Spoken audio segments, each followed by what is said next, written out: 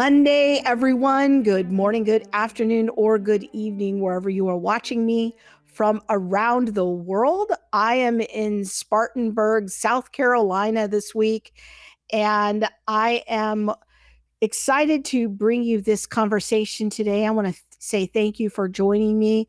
I am Krista Bontrager. I am a public theologian and Christian apologist, and this is the channel where I offer teaching about the Bible and theological commentary on social issues.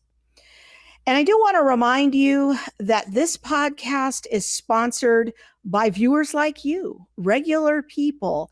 The Center for Biblical Unity is not funded by some big corporate conglomerate, big foundation. It is sponsored by regular people who sacrifice and want to keep Monique and I deployed into full-time mission work, doing this research and creating these resources. And so if you find this content helpful, I would ask that you please pray about and consider financially partnering with us to keep us in full-time ministry. And you can find out more about how to do that at centerforbiblicalunity.com/donate. Now, if you've been listening to the podcast for a while, you know that I've done a number of teachings related to the war in Israel, the unique relationship between Christianity and Judaism, as well as some discussions about Hamas and Islam. And I'm going to put a link to that playlist in the description below so you can check out those past discussions. But the one conversation that I have not been able to bring you is to bring an Arab Christian who is a native to Israel, preferably a pastor, on the show to have a conversation with me.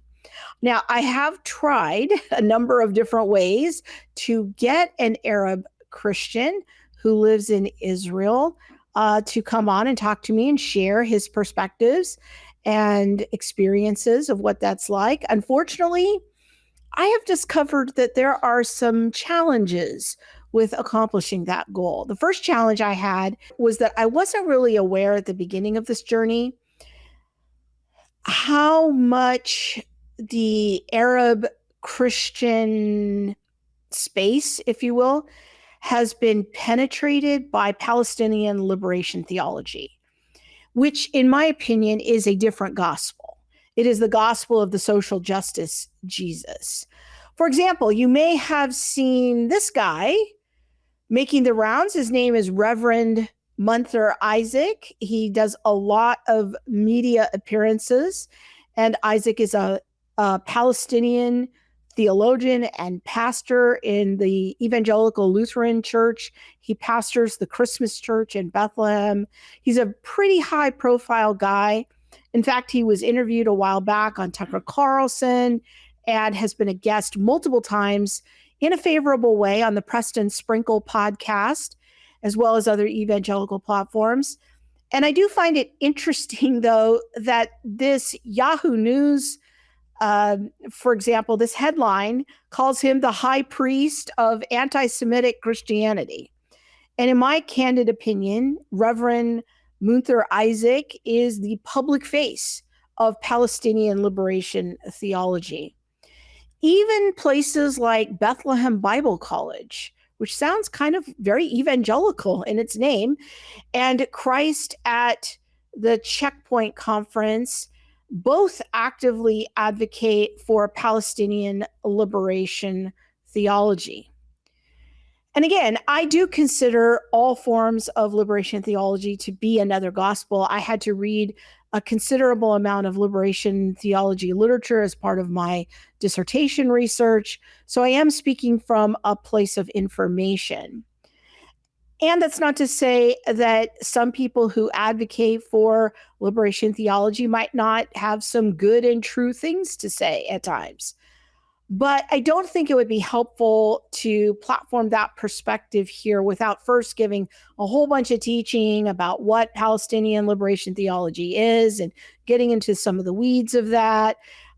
before I could even put the interview on the air, so you would have some kind of context as to what the person's point of view was. Anyways, the second challenge that I have faced in finding an Arab Israeli Christian to come on the show is that the people, at least the people I have talked to I've reached out to try to get someone on, again, preferably a pastor, is that there apparently is an amount of cultural pressure, peer pressure from their colleagues, from other Arabs, not to talk about Israel in a favorable way in public. And I don't completely understand all of the social dynamics involved in this. I'm just going on what people have communicated to me and why I am having so much problem getting somebody on the show. I've even offered to conceal the guest's identity, and I still didn't have any luck along these lines. But I did see a very interesting interview the other day on CBN News. They have a channel on YouTube, and I do watch their content sometimes. And the interview was pretty good, and I wanted to share it with you. This might be honestly as close as I can come to getting somebody to come on my little channel to bring you some content from a faithful Arab Christian living in Israel perspective.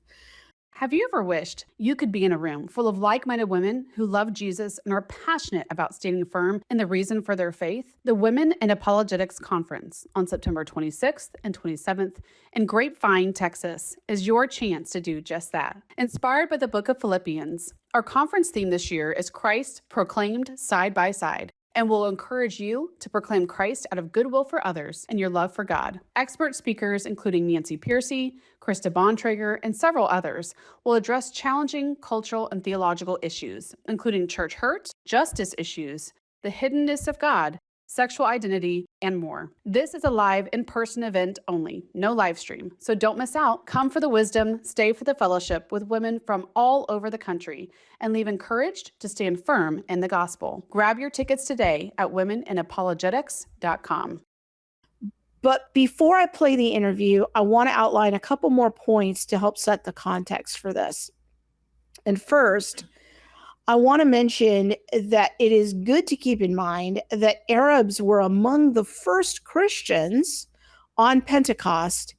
They are mentioned right in Acts chapter 2, and Arab Christians are among the oldest Christians on the planet. In fact, let's just look at those events from the day of Pentecost real quick together. Now, there were staying in Jerusalem God-fearing Jews from every nation under heaven. When they heard this sound, a crowd came together in bewilderment, because each one heard their own language being spoken. Utterly amazed, they asked, "Aren't these who are speaking Galileans? Then how is it that each of us hears them in our own native language?"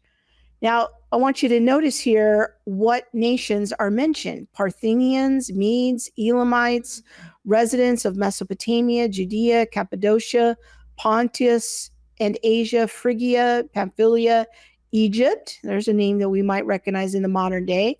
Parts of Libya near Cyrene, that's northern Africa, and visitors of Rome.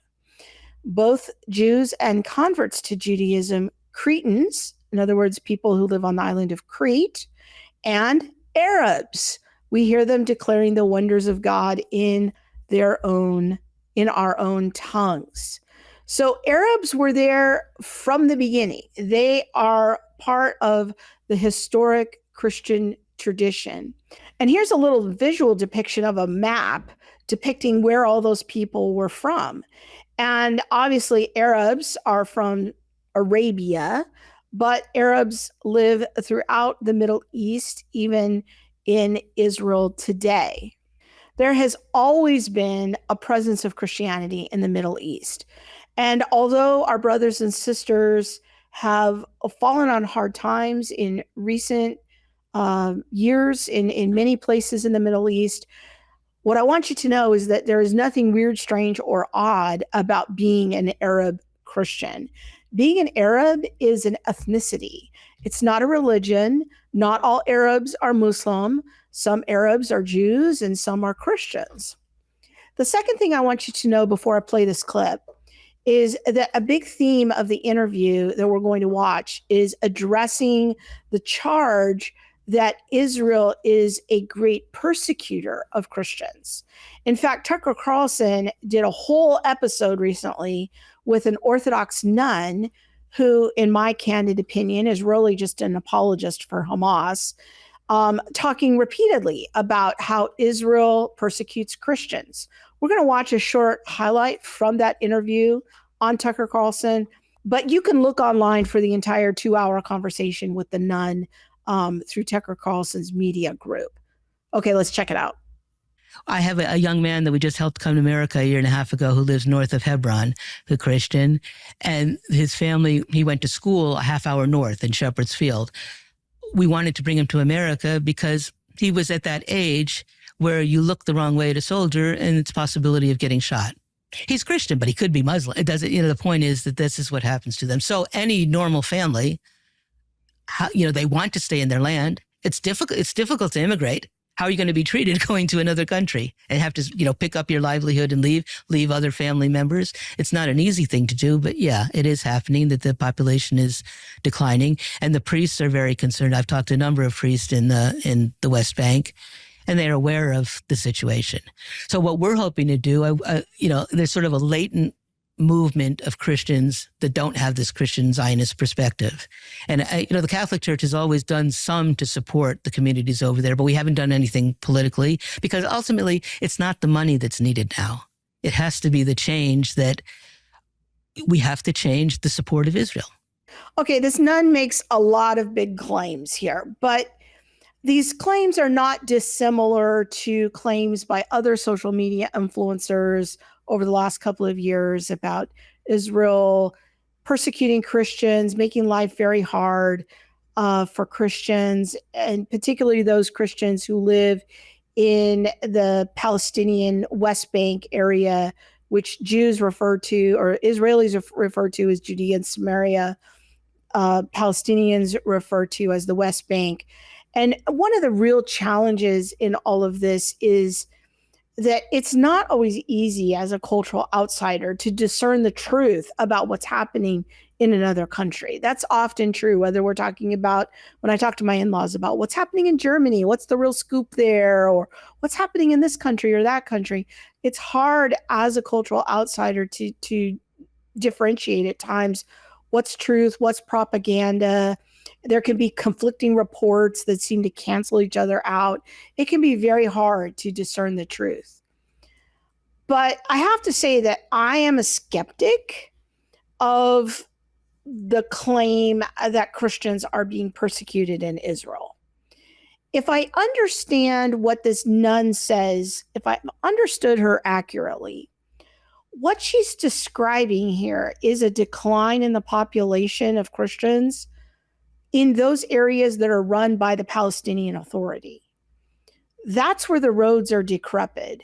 And the reason there are walls is because Israel is trying to defend itself preemptively against a government that has stated overtly that their intention is to destroy Israel.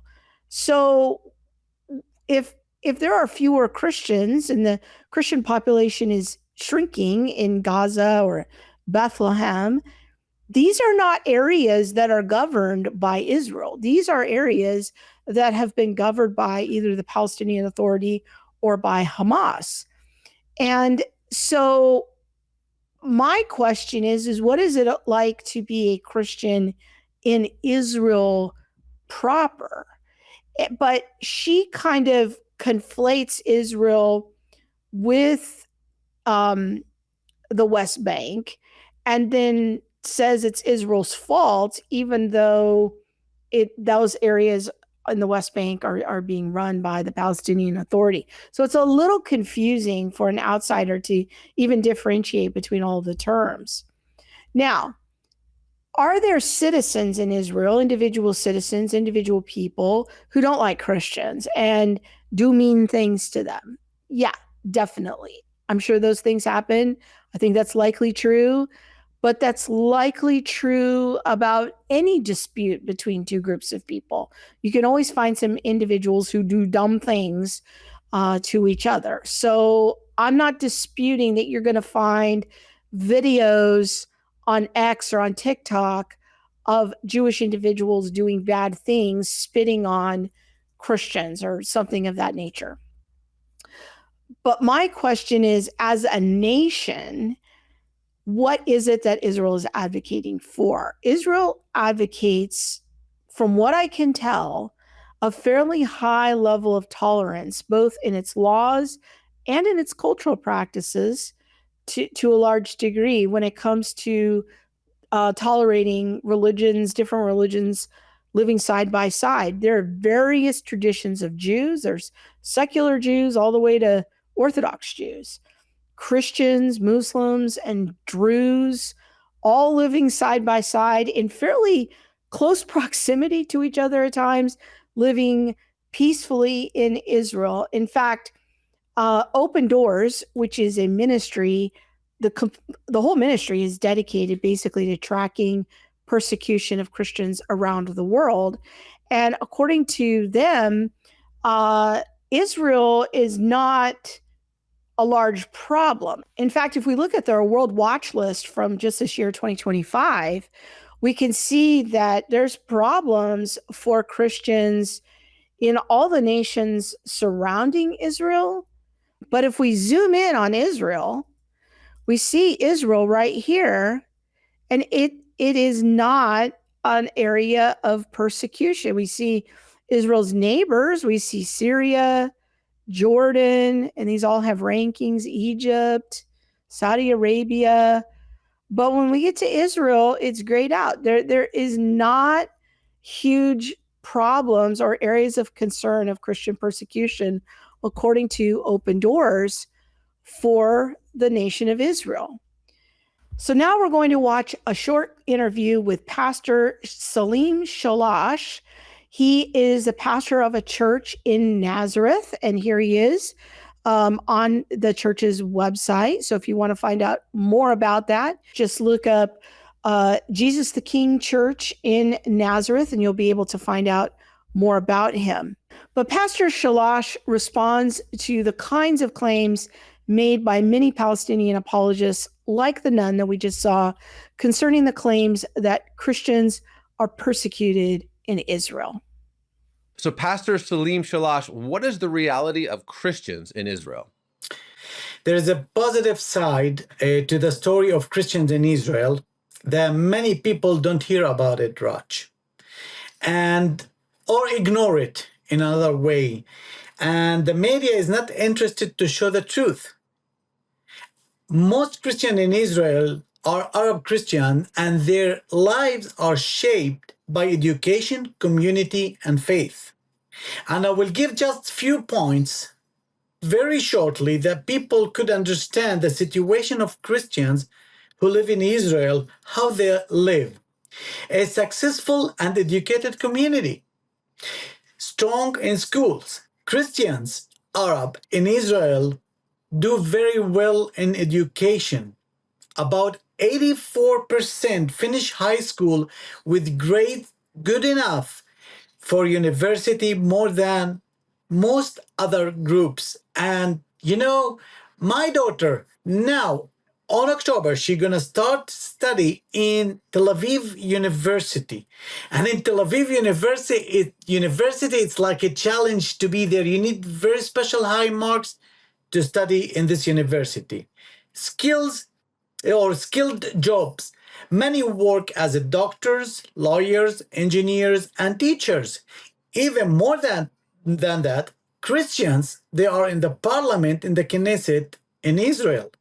They are in the parliament, and they are members of the Israeli government, Israeli parliament. Part of everyday life. Equal rights. Christians in Israel have freedom of religion, can visit, holy site, they can vote, and take part in a public life. Christians involved in society. Many feel connected to Israeli society. Some even join the army or special program like the Kinneret program or other programs for Christian youth who want to serve in the IDF or in the community. Both of them give them, benefits when they start study in the university. Living peacefully with others, Raj. Good relationships in many places. Christians live peacefully or live peacefully with Muslims, Jews, and Druze and others. They often celebrate festivals together with all of them. Positive experience. Many say Christians are generally respected.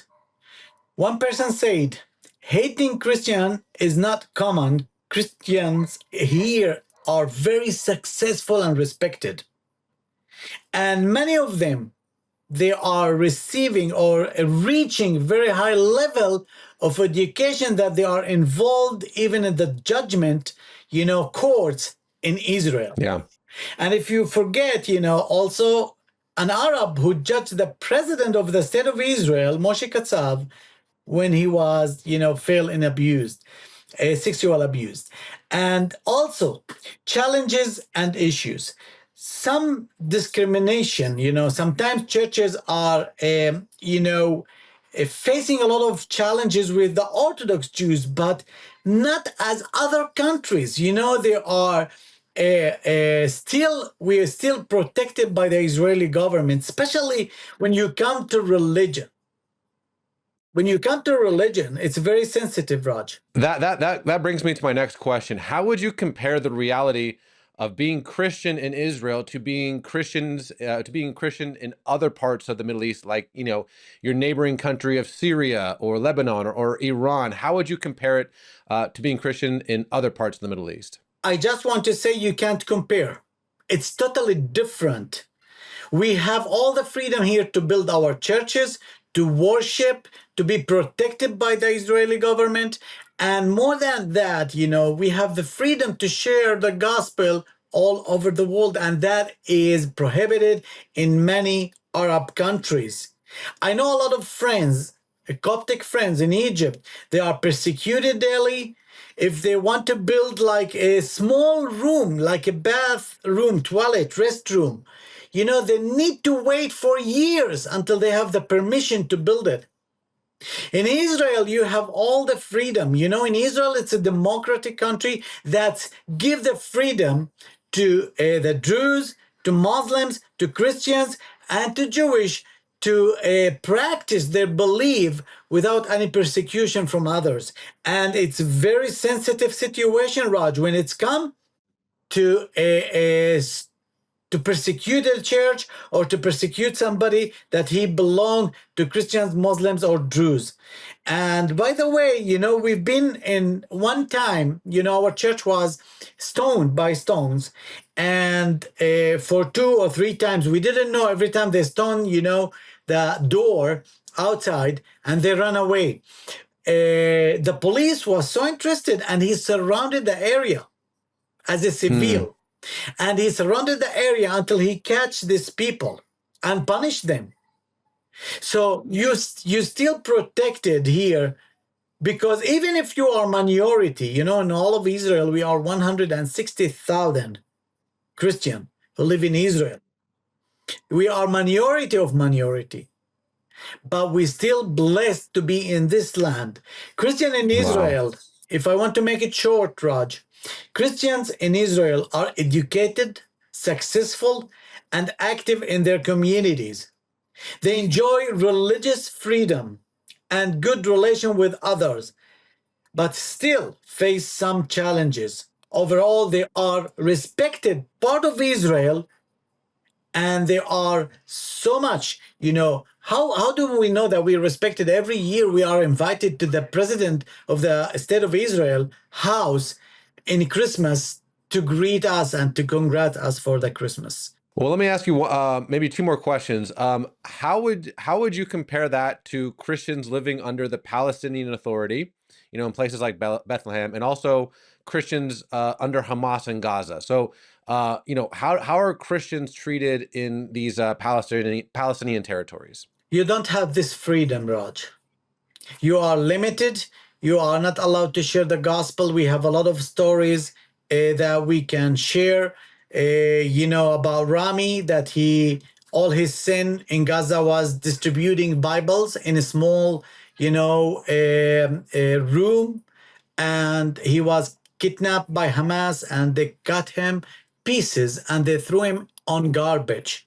His mom still live in Bethlehem.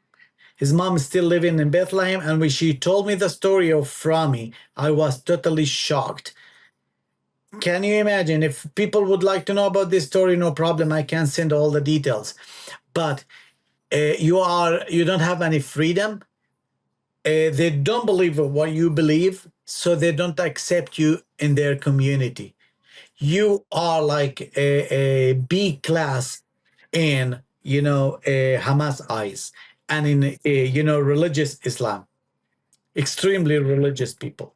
Well, let me ask you this final question, Pastor.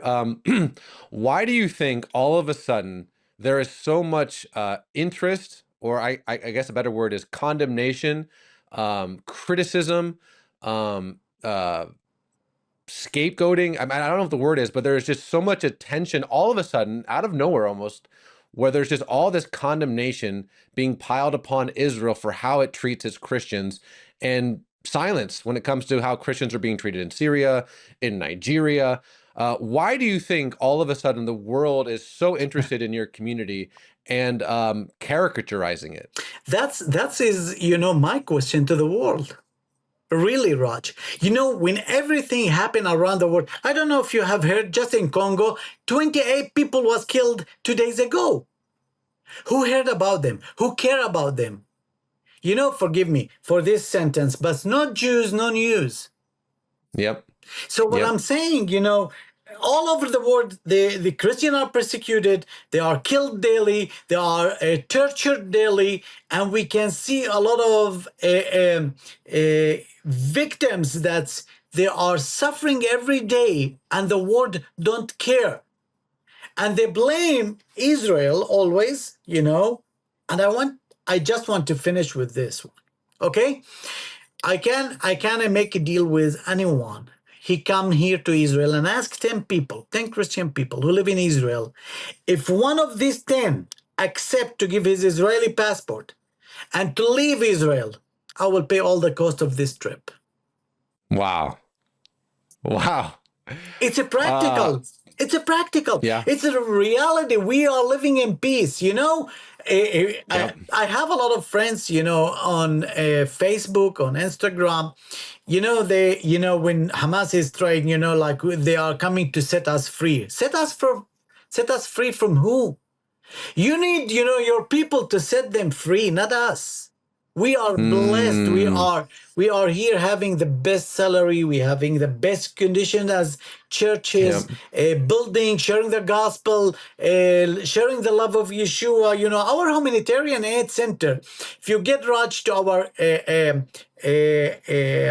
website, homejtk.org, or American one, jtk-israel.org, you can see all the work that we are doing. And all this work, it's not about, who we are, it's about who God is.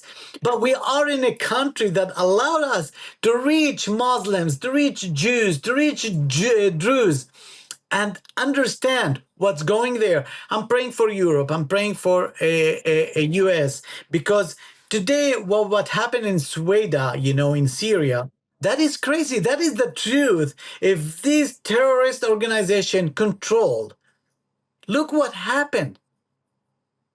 And if the Druze is not strong, they can't get in and, stop all this.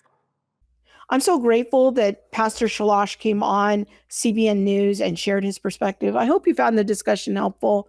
I know I did. Truth and courage. Christians need a good dose of both in this current cultural moment. That's why you need to be at the 2025 Maven Conference. We are going to look at the anti-Christian culture that we're currently in and the unique challenges that it presents to us. The challenges of expressive individualism, the authority of the self, and how that dominates so much of our society. And then also critical theory, the ideas that permeate every institution. And families and students need to figure out how to navigate those challenges. So join us in Indianapolis on Saturday, November the 8th, where you'll get a good dose of both truth and courage to help you navigate this challenging world. Go to mavenconferences.com to register.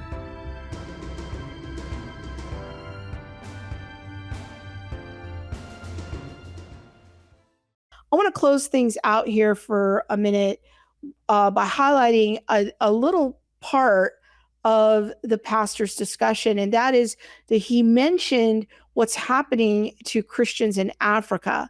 And there are some parts of Africa where Christians are really suffering and being slaughtered. And this is not getting news coverage in the mainstream press. But, there's a lot of claims about Israel persecuting Christians. How about we talk about where real persecution is happening and where Christians are being slaughtered regularly while they're worshiping in their church? In fact, the Times, which I don't really know anything about the Times as a publication, but they did have a very nice little write-up about it. And the mainstream media has just been so negligent in their reporting about what's happening with Christians. I just wanted to highlight this article really quick. It's by a reporter named Joshua Danziger. And the headline is, "The Persecution of Christians Abroadly is Quietly Ignored." And it was published on August 11th, 2025. In late June, a suicide bombing at a Damascus church left 25 dead and another 60 injured, and it barely registered in Western headlines. This silence is not new, but why? 6 years ago, the Truro report, commissioned by Jeremy Hunt as Foreign Secretary, suggested that Christianity was the most persecuted religion of modern times. In the Middle East, Christians have plummeted from 20% of the population a century ago to only 4% today. So in that sense, and this is Krista talking for a second, what the nun is saying is she's saying a true thing, that the population of Christians in the Middle East is declining. The population of Christians living in Gaza and in Bethlehem is declining. These are true statements. The question is why? My contention is that Israel is not the problem. Israel is not why the population is declining. The Christian population is declining. Continuing with the article, this decline is driven not just by birth rates, but by sustained oppression. The destruction of ancient churches by ISIS in Iraq, the violent repression of Christian demonstrators in Egypt, and the imprisonment of Christian converts in Iran. Hunt, in a statement, told me, "There is nothing more medieval than to hate someone because of their faith. That this hatred is growing, churches bombed, worshipers silenced, and ancient communities exiled, should shock us all." The report was a wake-up call that required policy action, sanctions against abusers, robust asylum protections for victims, and diplomatic pressure. Yet, words alone are largely what has followed. Of the 22 recommendations in the Truro report, few have been meaningfully implemented. Britain sponsored a 2023 resolution in the UN Security Council on religious persecution, but it sidestepped naming Christians directly and offered hollow calls to, quote unquote, speak out against hate speech and, quote, publicly condemn violence. Why has Christian persecution gone unseen? The Truro report attributed this blindness to, this is interesting to me, post-colonial guilt, a sense that we Westerners have interfered uninvited in certain contexts in the past, so we should not do so again. Ultimately, blindness toward Christian persecution stems from the fact that the victims are Christians. In recent decades, cultural reckonings across the West have recast Christianity as a symbol of colonialism, white nationalism, and privilege, more associated with oppressors than victims. This perception makes contemporary Christian suffering easier to overlook. Westerners that see the world through the prism of this cultural history, where Christianity is responsible for historical evils, greet today's Christian plight with silence and equivocation. We must not continue to let persecution by Christians in the past justify blindness to Christian persecution today. The Truro Report warned the West, but we nodded and then looked away. Now it is time to look back. I thought it was a very thoughtful article, and if you haven't done so, go look up what's happening in Africa to our Christian brothers and sisters. Some nations in Africa are really struggling right now to protect Christians. Christians are being slaughtered. Take a few minutes to go look that up and pray for our brothers and sisters as they continue to show up faithfully in their local churches, not knowing if they will live through the service in some cases. I hope you found this discussion helpful. And if you know a faithful Arab Christian pastor who lives in Israel, someone who isn't promoting Palestinian liberation theology, and someone who would be willing to talk to me about their experiences, possibly be on a podcast with me, please email me. Let me know about it. Ask them first, but let me know about it if they're willing. I'd be open to exploring that. Thank you so much for watching. Make sure to share this with a friend, and be watching for more content coming in the future days as I'm trying to get back into podcasting in long form. Also, be sure to check out my short form podcast called As Seen on X. I try to post those a couple of times a week as well. They're available on Facebook and YouTube. Thanks so much for watching.